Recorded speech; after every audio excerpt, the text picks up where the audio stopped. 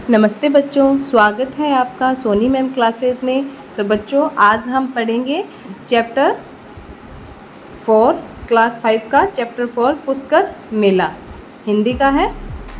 तो बच्चों जैसे जैसे मैं आपको क्वेश्चन के आंसर बोलती जाऊंगी, आप रिपीट करते जाना, इससे आपको बहुत जल्दी याद होगा। अध्याय 4 पाठ का नाम है पुष्कर मेला। चलिए पाठ स्टार्ट करते हैं।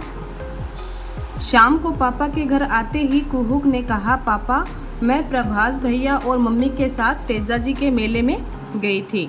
वहाँ मैं और भैया जंपिंग झूले पर झूले, उसमें उछलने पर हमें बहुत मज़ा आया। पापा ने कहा, अच्छा और क्या किया? इस पर प्रभास ने कहा, वहाँ पर कुछ खिलौने की दुकानें, मिठाई की दुकानें और चाट पकौड़ी वाला भी था। पापा पता है कुहुक मेले में हेलीकॉप्टर का जिद कर रही थी, लेकिन मम्मी ने नहीं दिलवाया। तभी कुहुक ने कहा, पापा भैया भी कार की जिद कर रहा था। पापा ने कहा, ठीक है, लेकिन क्या तुम्हें पता है कि अभी पुष्कर में एक बहुत बड़ा मेला लगने वाला है? कुहुक ने उत्सुकता से कहा। नहीं। इसके बाद पापा ने कहा, चलो इस बार हम दीपावली के बाद पुष्कर मेले की सैर पर चलेंगे। यह सुनकर मैं और कुहुक बहुत खुश हो गए। हमने तो पुष्कर मेले के बारे में सुना था, लेकिन वहां जाने का मौका पहली बार मिल रहा था। मेले में जाने वाले दिन सुबह जल्दी ही हम गाड़ी में सवार होकर अजमेर की ओर बढ़े। रास्ते में पापा हमें इस मेले की विशेषताओं के बारे में बता रहे थे। कुहुक ने उत्सुकता से पूछा, पापा पुष्कर मेले को इतना खास क्यों माना जाता है? पापा मुस्कुराते हुए और बोले, यह मेला धार्मिक और सांस्कृतिक रूप से बहुत महत्वपूर्ण है। यह हर साल कार्तिक पूर्णिमा को लगता है और यहाँ दूर दूर से श्रद्धालु और पर्यटक आते हैं।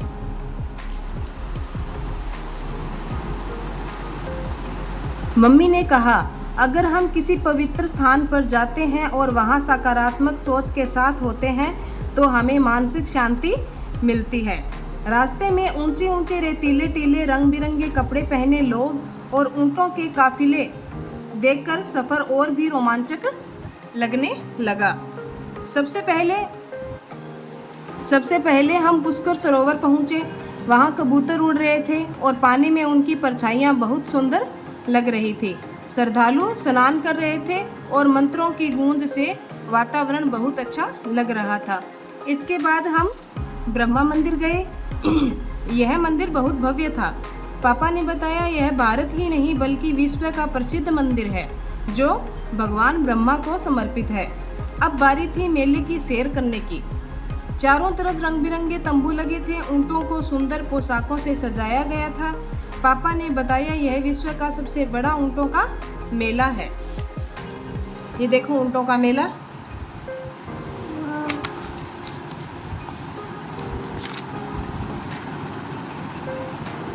वहाँ पर कलाकार सांस्कृतिक कार्यक्रम प्रस्तुत कर रहे थे। तरह तरह के लोग, व्यंजनों से भरी दुकानें थी। महिलाएं पारंपरिक लहंगा चोली पहने थी और पुरुष सर पर पगड़ी बांधे हुए थे। सच में पुष्कर मेले की यह सुंदरता देखते ही बनती थी। हम एक स्टॉल के पास खड़े थे, तभी ढोल नगाड़ों की आवाज़ सुनाई दी। पास जाकर देखा तो वहाँ रस्साकसी का आयोजन हो रहा था। एक तरफ गांव की पारंपरिक पोशाक घाघरा चोली पहने महिलाएं थी और दूसरी तरफ कुछ विदेशी महिलाएं सैलानी। कुहुक को यह देखकर बहुत उत्सुकता हुई।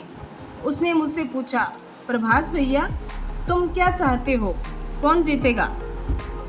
मैंने मुस्कुराते हुए कहा, गांव की महिलाएं बचपन से यह खेल खेल रही हैं, इसीलिए वे बहुत मजबूत हैं, लेकिन विदेशी महिलाएं भी पूरी कोशिश करेंगी। कुहुक ने फिर सवाल किया, यह खेल हम भी स्कूल में खेलते हैं, लेकिन क्या रस्साकसी सिर्फ ताकत का खेल है या इसमें तकनीक भी काम आती है? ये देखो, ये रहा रस्साकसी खेल।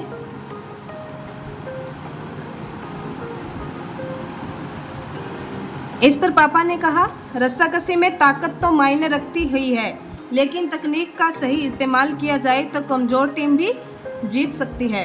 खास तौर पर पैरों और शरीर की स्थिति का सही इस्तेमाल बहुत ज़रूरी होता है। यह खेल सिर्फ शारीरिक ताकत ही नहीं बल्कि टीम वर्क और सही तकनीक का भी है।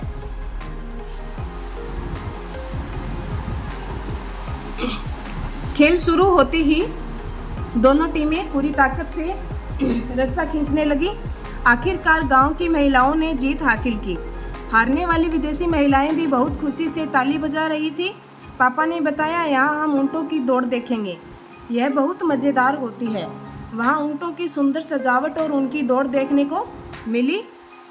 ऊँट तेजी से दौड़ रहे थे। कुहुक उन्हें देखकर चिल्लाई, वह देखो ऊँट कितनी तेज दौड़ रहे हैं। वहाँ पास खड़े लोग भी अपने ऊँट को जिताने के लिए तेज और तेज की आवाज़ लगा रहे थे। हमने मटका फोड़ का एक मज़ेदार खेल भी देखा जिसमें लोग मटके फोड़ रहे थे। मेले में इतना घूमने के बाद हम सब बहुत थक चुके थे। मम्मी और पापा हमें एक भोजनालय में ले गए जहाँ गर्मा गर्म दाल बाटी चूरमा, कढ़ी मिर्ची के तिपोरे, गट्टे की सब्जी और गरम गरम मालपुए मिल रहे थे। कुहुक ने पूछा, पापा दाल बाटी इतनी खास क्यों होती है? पापा ने बताया, यह राजस्थान का पारंपरिक खाना है। इसे बड़े चाव से खाया जाता है, इसलिए यह बहुत लोकप्रिय है। जब गाड़ी वापस घर की ओर बढ़ी तो कुहुक ने कहा, हम अगली बार भी इसी मेले में आएंगे। मैं खिड़की से बाहर झांकते हुए सोच रहा था कि यह यात्रा सिर्फ एक मेला देखने की ही नहीं थी, बल्कि यह हमारी संस्कृति, खेल और परंपराओं को महसूस करने का एक अनोखा अनुभव था। तो बच्चों, चैप्टर होता है कंप्लीट। पूरा चैप्टर हमने रीड कर लिया है। अभी हम देखेंगे क्वेश्चन आंसर। अभ्यास प्रश्न। तो पहला प्रश्न क्या है? पुष्कर मेले को खास क्यों माना जाता है? तो पुष्कर मेला को खास क्यों माना जाता है? पुष्कर मेला अपनी धार्मिक, सांस्कृतिक और व्यावसायिक विशेषताओं के कारण खास माना जाता है। क्यों माना जाता है? कि पुष्कर मेला अपनी धार्मिक, सांस्कृतिक और व्यावसायिक विशेषताओं के कारण खास माना जाता है। यह मेला दुनिया का सबसे बड़ा पशु मेला है। यह मेला दुनिया का सबसे बड़ा पशु मेला है। ठीक है। अगला है, आपके गांव या शहर में लगने वाले मेले के बारे में अपने अनुभव सुनाओ। तो अपने गांव में लगने वाले मेलों के बारे में बताएंगे। तो मेरे लिए गांव का मेला एक खास अनुभव होता है। मैं अपने दोस्तों के साथ मेले में झूला झूलता हूँ, खिलौने खरीदता हूँ, विभिन्न खेलों में भाग लेता हूँ। मुझे मेले में सबसे ज़्यादा पसंद आती है मिठाइयों की दुकान, जहाँ मैं अपनी मनपसंद की मिठाई खाता हूँ। मतलब बच्चों, आप मेले में जाते हो तो आपका अनुभव बताना है। आप क्या क्या करते हो? कि मेले में जाते हैं तो झूला झूलते हैं, ठीक है, दोस्तों के साथ मेले में जाते हैं, झूला झूलते हैं, खिलौने खरीदते हैं और खेलों में विभिन्न खेल होते हैं वहाँ पे, उनमें भाग लेते हैं और वहाँ पे मिठाइयों की दुकान लगती है, उसमें अपने मनपसंद की मिठाइयाँ खाते हैं। अपने अनुभव के बारे में बताना है। अगला है, आप मेले में जाने से पहले क्या क्या तैयारी करते हैं? कि आप मेले में जाने से पहले क्या क्या तैयारी करते हैं? जैसे कि हम मेले में जाने से पहले अपनी यात्रा की योजना बनाते हैं। पहले हम अपनी यात्रा की योजना बनाते हैं, जैसे कि रहने और परिवहन की व्यवस्था करना, जैसे कि कहाँ रहेंगे और मतलब क्या लेकर, कोई साधन वगैरह लेके जाएंगे या कैसे जाएंगे, उसकी योजना बनाते हैं। ठीक है। तो जाने से पहले अपनी यात्रा की योजना बनाते हैं, जैसे कि रहने और परिवहन की व्यवस्था करना, साथ ही अपने साथ ज़रूरी सामान क्या क्या होता है, जैसे कि दवाइयाँ, पानी, हल्का भोजन और पहचान पत्र आदि रखते हैं। ठीक है। फिर से रिपीट कर देती हूँ। हम मेले में जाने से पहले अपनी यात्रा की योजना बनाते हैं, जैसे कि रहने और परिवहन की व्यवस्था करना, साथ ही अपने साथ ज़रूरी सामान जैसे कि दवाइयाँ, पानी, हल्का भोजन और पहचान पत्र आदि रखते हैं।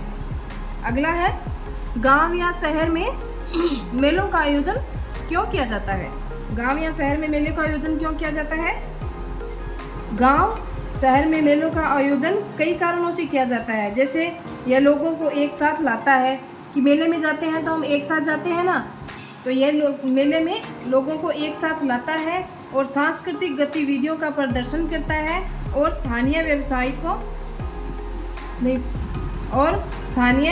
व्यवसायियों के लिए व्यापार का अवसर प्रदान करता है कि वहाँ पे व्यापार का, जैसे लोग मिठाइयों की दुकान लगाते हैं, खिलौनों की दुकान लगाते हैं, तरह तरह की दुकानें लगाते हैं, तो उनका व्यवसाय बनता है। और ये जो होते हैं पशु रखते हैं, जो ऊँट वगैरह को लगे जाते हैं, तो वहाँ पे सवारी करते हैं, तो उनमें भी उनका सवारी करवाते हैं, तो उनमें भी उनका एक व्यवसाय हो गया। तो शुरू से रिपीट कर देती हूँ। गांव शहर में मेलों का आयोजन कई कारणों से किया जाता है, जैसे यह लोगों को एक साथ लाता है, सांस्कृतिक गतिविधियों का प्रदर्शन करता है और स्थानीय व्यवसायियों के लिए व्यापार का अवसर प्रदान करता है। ठीक है बच्चों, अगला है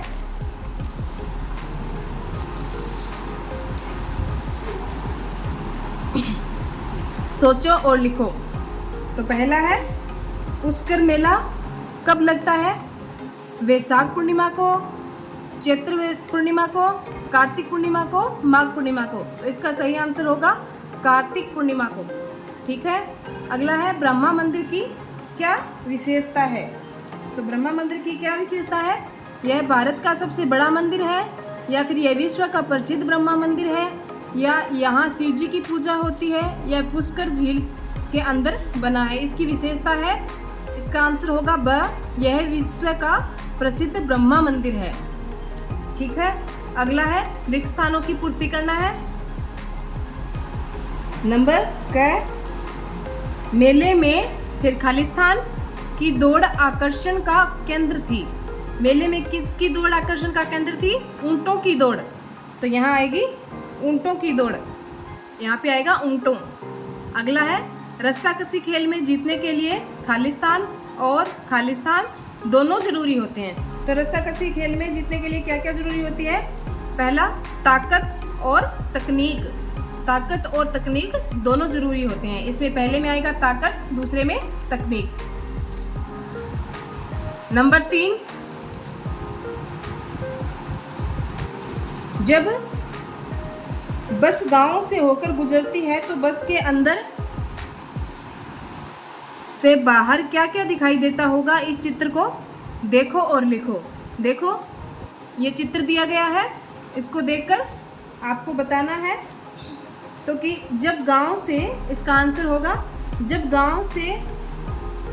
जब बस गांव से होकर गुजरती है तो बस के अंदर से हमको मुख्यतः क्या क्या दिखाई देते हैं? रास्ते के प्राकृतिक दृश्य दिखाई देते हैं, जैसे खेत, पेड़, तालाब, कुआं, पशुओं का चरना, कच्चे पक्के घर, पक्षी आदि। और इसके अलावा ग्रामीणों का कार्यकलाप दिखाई देता है। इसका आंसर होगा, फिर से रिपीट कर रही हूँ, जब बस गांव से होकर गुजरती है तो बस के अंदर से हमको मुख्यतः रास्ते के प्राकृतिक दृश्य दिखाई देते हैं, जैसे खेत, पेड़, तालाब, कुआं, पशुओं का चरना, कच्चे पक्के घर, पक्षी आदि। इसके अलावा ग्रामीण का कार्यकलाप दिखाई देता है। ठीक है बच्चों, अगला है पुष्कर मेले में कौन कौन से खेल आयोजित किए जाते थे? पुष्कर मेले में कौन कौन से खेल आयोजित किए जाते थे? तो पुष्कर मेले में क्या क्या था? रस्साकसी प्रतियोगिता, ऊंटों की दौड़ प्रतियोगिता और मटका फोड़ खेल आयोजित किए जाते थे। फिर से रिपीट कर रही हूँ, पुष्कर मेले में रस्साकसी प्रतियोगिता, ऊंटों की दौड़ प्रतियोगिता और मटका फोड़ खेल आयोजित किए गए थे। ठीक है,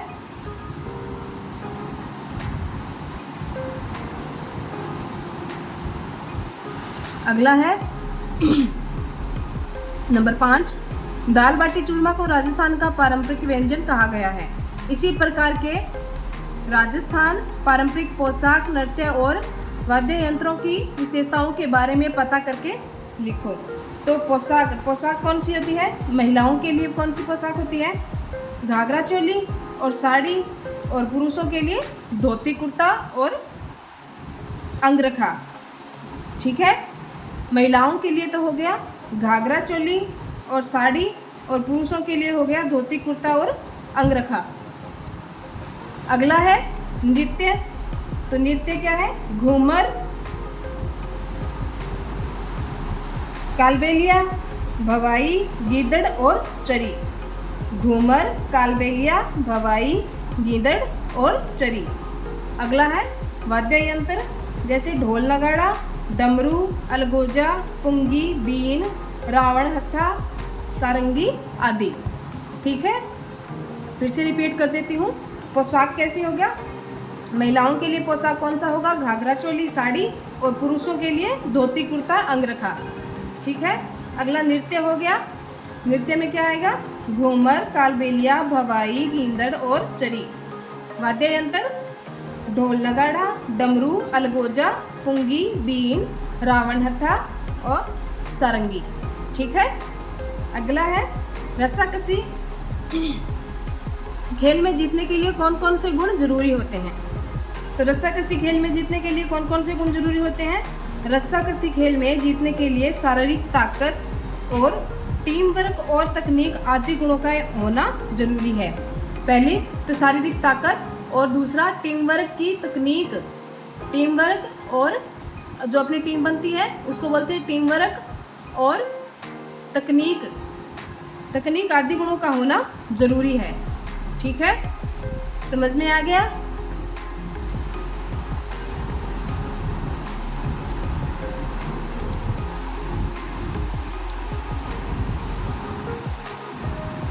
नीचे कहानी को पढ़कर संज्ञा शब्दों के प्रकार व्यक्तिवाचक, जातिवाचक, भाववाचक के आधार पर पहचानकर तालिका में लिखिए। उदाहरण: अमन का व्यक्तिवाचक संज्ञा, जातिवाचक संज्ञा और भाववाचक संज्ञा। अपने को संज्ञा छांट के लिखना है इस पैराग्राफ में से। पहले पैराग्राफ पढ़ लेते हैं। अमन और रिंकू की क्रिकेट टीम फाइनल खेल रही थी। 22 ओवर में जीत के लिए 10 रन चाहिए थे। अमन ने पूरी हिम्मत से बल्लेबाजी की, लेकिन 8 रन बनाकर आउट हो गया। अब बारी रिंकू की थी। उसने धैर्य और विश्वास से खेलते हुए आखिरी बॉल पर चौका मारा और टीम को जिता दिया। सभी ने खुशी से तालियां बजाई। इसमें से अपने को छांटना है। तो अमन का व्यक्तिवाचक संज्ञा और कौन हो गया? जैसे एक तो अमन हो गया, और व्यक्तिवाचक और कौन है इसमें? रिंकू। रिंकू हो गई व्यक्तिवाचक, तो इसमें रिंकू आएगा। अब जातिवाचक जैसे इसमें क्रिकेट दे दिया, क्रिकेट आपको दे रखा है, तो आपको इसमें से छांटना है।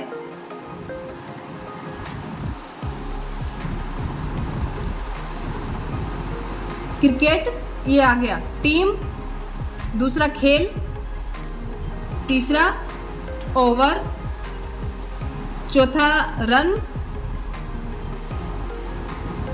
पांचवा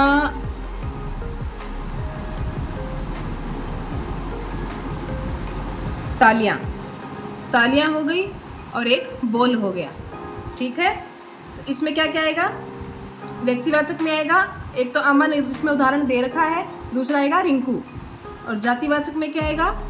क्रिकेट इसमें दे रखा है, इसमें आएगा टीम, खेल, ओवर, रन और बॉल और तालियां। अगला है भाववाचक संज्ञा। भाववाचक जैसे उदाहरण दे दिया है हिम्मत, तो इसमें से छांट कर लिखना है अपने को।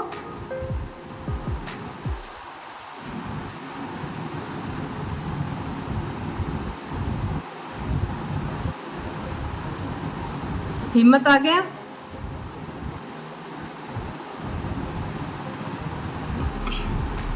धैर्य एक तो हो जाएगा, धैर्य और विश्वास। धैर्य और विश्वास दोनों आ जाएगा। अगला है खेलते हुए आखिरी बॉल का मौका मारा, टीम को जिता दिया, सभी खुशी से तालियां बजाई। एक आ गया खुशी, एक आ गया बल्लेबाजी। भाववाचक में इसके भाव पूछे हैं, तो इसमें बल्लेबाजी की एक तो बल्लेबाजी आ गया, दूसरा धैर्य, तीसरा विश्वास और चौथा तालियां। इसके अंदर भाव बताने हैं। ठीक है बच्चों,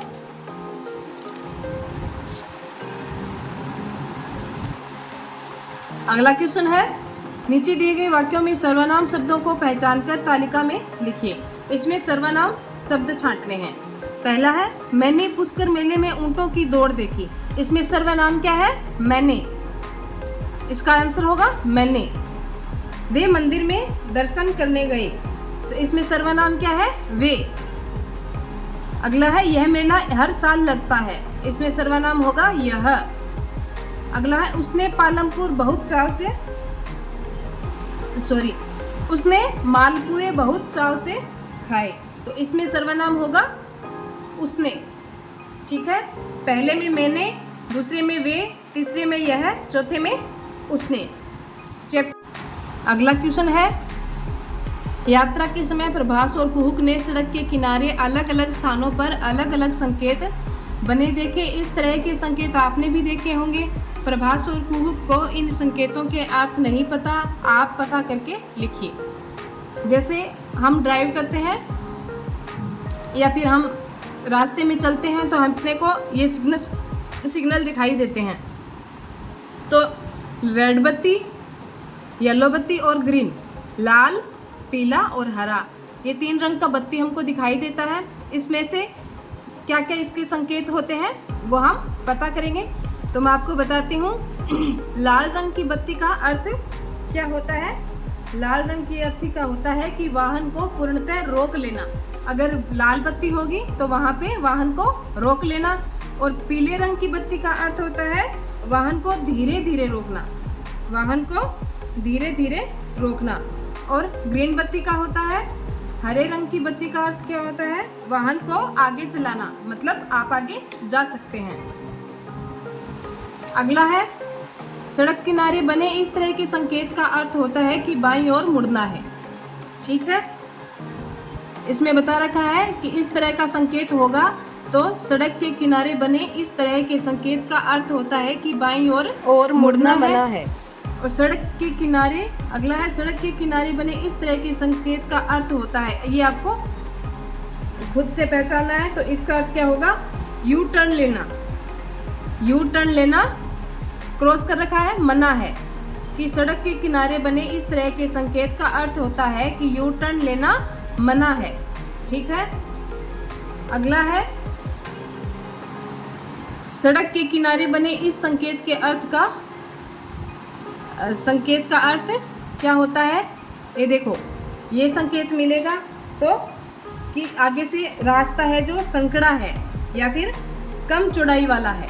इसको क्या बोल सकते हैं? संकड़ा भी बोल सकते हैं। और संकड़ा का अर्थ होता है कम चौड़ाई वाला। ठीक है, तो सड़क किनारे बने इस तरह के संकेत का अर्थ होता है कि आगे रास्ता संकड़ा है, आगे रास्ता संकड़ा है या कम चौड़ाई वाला है। अगला है सड़क किनारे बने इस तरह के संकेत का अर्थ क्या है? ये देखिए, यहाँ पे है पी का मतलब पार्किंग। तो सड़क के पार्किंग के ऊपर क्रॉस है। तो सड़क किनारे बने इस तरह के संकेत का अर्थ होता है कि यहाँ पार्किंग अथवा यहाँ वाहन खड़ा करना मना है। पार्किंग करना मना है या फिर यहाँ पे वाहन खड़ा करना मना है। ठीक है बच्चों, पाठ कैसे लगा? आपको समझ में आया? तो बच्चों, आज का चैप्टर आपको समझ में आया। आशा करती हूँ आपको चैप्टर समझ में आया होगा। और वीडियो आपको अच्छी लगी है तो लाइक करना और अपने दोस्तों के साथ भी शेयर करना। और हमारे चैनल सोनी मैम क्लासेस को सब्सक्राइब करना ना भूलना, ताकि आप सब्सक्राइब करेंगे तो हमारी अगली वीडियो जल्द से जल्द आप तक पहुँचेगी। तब तक के लिए बाय, मिलते हैं अगले चैप्टर में।